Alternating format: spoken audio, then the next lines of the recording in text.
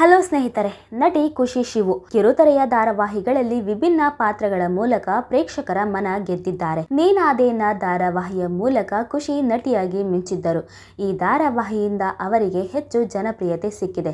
ಆದರೆ ತಮ್ಮ ಧ್ವನಿಯಿಂದಾಗಿ ಜೊತೆಗೆ ಇನ್ನೂ ಒಂದಷ್ಟು ಕಾರಣಗಳಿಂದಾಗಿ ಹಲವು ಪ್ರಾಜೆಕ್ಟ್ಗಳಿಂದ ರಿಜೆಕ್ಟ್ ಆಗಿರುವುದರ ಬಗ್ಗೆ ಅವರು ಇದೀಗ ನೋವು ತೋಡಿಕೊಂಡು ಬಿಕ್ಕಿ ಬಿಕ್ಕಿ ಅತ್ತಿದ್ದಾರೆ. ಸ್ಟಾರ್ ಸುವರ್ಣ ವಾಹಿನಿಯಲ್ಲಿ ಪ್ರಸಾರವಾಗುತ್ತಿದ್ದ ನೀನಾದೆ ನಾ ಪ್ರೀತಿಯ ಹೊಸ ಅಧ್ಯಾಯ ಧಾರಾವಾಹಿ ಮುಕ್ತಾಯಗೊಂಡಿದೆ. ಖುಷಿ ಶಿವು ಈ ಧಾರಾವಾಹಿಯಲ್ಲಿ ವೇದ ಎಂಬ ಪವರ್ಫುಲ್ ಪಾತ್ರದಲ್ಲಿ ಮಿಂಚಿದ್ದು ಅಭಿನಯದಿಂದ ಜನರ ಮನ ಗೆದ್ದಿದ್ದಾರೆ. ಅಂದ ಹಾಗೆ ಜನ ಮೆಚ್ಚಿದರೂ ಚಿತ್ರರಂಗದಲ್ಲಿ ಸೂಕ್ತ ಅವಕಾಶಗಳ ಕೊರತೆ ಮತ್ತು ಹಲವು ರಿಜೆಕ್ಷನ್ಗಳ ಬಗ್ಗೆ ಮಾತನಾಡಿ ಖುಷಿ ಶಿವು ಇದೀಗ ಕಣ್ಣೀರ್ ಹಾಕಿದ್ದಾರೆ.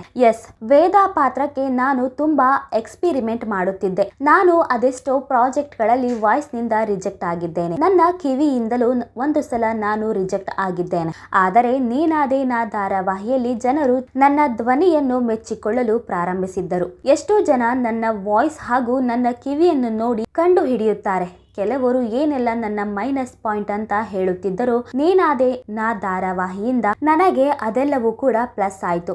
ನನ್ನ ವಾಯ್ಸ್ ಹಾಗೂ ನನ್ನ ಲುಕ್ ಇಂದ ಕಾನ್ಫಿಡೆನ್ಸ್ ಬಂತು ಎಂದಿದ್ದಾರೆ ಖುಷಿ ಶಿವು. ಇನ್ನು ನಮ್ಮ ಕನ್ನಡ ಚಿತ್ರರಂಗದಲ್ಲಿ ನಟಿಯರಿಗೆ ಅವಕಾಶ ಯಾಕೆ ಸಿಗ್ತಿಲ್ಲ ಅನ್ನೋದರ ಬಗ್ಗೆ ಕೂಡ ಮಾತನಾಡಿದ್ದಾರೆ. ಹೌದು, ಕೆಲವೊಮ್ಮೆ ಪಾತ್ರವನ್ನು ಹೇಗೆ ಸೃಷ್ಟಿ ಮಾಡುತ್ತಾರೆ ಅನ್ನೋದು ಮುಖ್ಯವಾಗುತ್ತದೆ. ಬಾಡಿ, ವಾಯ್ಸ್ ಅವೆಲ್ಲವೂ ಮ್ಯಾಟರ್ ಆಗೋದಿಲ್ಲ. ಈಗಲೂ 0 ಸೈಜ್ ಫಿಗರ್ ಇದ್ರೆ ಮಾತ್ರ ಹೀರೋಯಿನ್ ಆಗಿ ತೆಗೆದುಕೊಳ್ಳಬೇಕು ಅನ್ನೋದೆಲ್ಲ ಇಂದಿಗೂ ಇಂಡಸ್ಟ್ರಿಯಲ್ಲಿ ನಡೆಯುತ್ತಿದೆ. ಯಾಕಂದ್ರೆ ಹೀರೋಯಿನ್ ಓರಿಯೆಂಟೆಡ್ ಕತೆಗಳೇ ಮಾಡುತ್ತಿಲ್ಲ. ನಾವೇ ಸಾಕಿದ್ದು ಇವರನ್ನು, ಇಲ್ಲಿ ಬಿಟ್ಟು ಬೇರೆ ಇಂಡಸ್ಟ್ರಿಗೆ ಹೋಗ್ತಾರೆ ಅಂತ ಜನ ಸೋಷಿಯಲ್ ಮೀಡಿಯಾದಲ್ಲಿ ಕಮೆಂಟ್ ಮಾಡೋದು ಈಗೆಲ್ಲ ತುಂಬಾ ಸುಲಭ.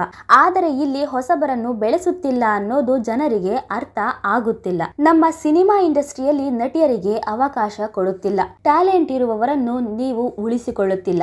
ನಾವು ಇನ್ನೇನು ಮಾಡಬೇಕು? ನಮಗೂ ಕೂಡ ಕನಸುಗಳಿವೆ. ಯಾಕೆ 0 ಫಿಗರ್ಗಳೇ ಇರಬೇಕು ಅಂತೀರಾ? ನೀನಾದೆ ನಾ ಮಾಡುವಾಗ ಒಂದಷ್ಟು ಸಿನಿಮಾಗಳ ಆಫರ್ ಕೂಡ ಬಂತು. ನಾನು ಕೇಳಿದ ಎಲ್ಲಾ ಸಿನಿಮಾಗಳಲ್ಲೂ ಲಿಪ್ ಲಾಕ್ ಸೀನ್ಸ್ ಇದೆ.